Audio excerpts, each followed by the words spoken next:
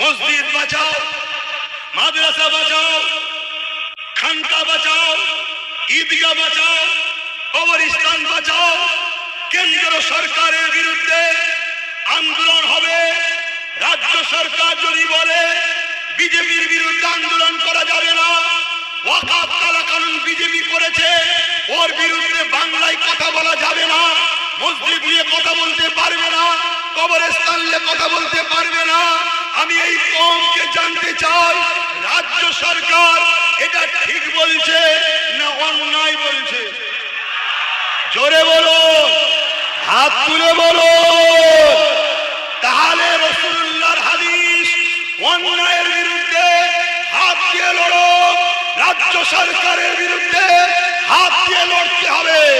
যদি হাতে ক্ষমতা না থাকে, মুখ দিয়ে প্রতিবাদ করতে হবে। এ রাজ্যের সরকার, তুমি এই কথা বলেছো, অন্যায় বলেছো, হয় ক্ষমা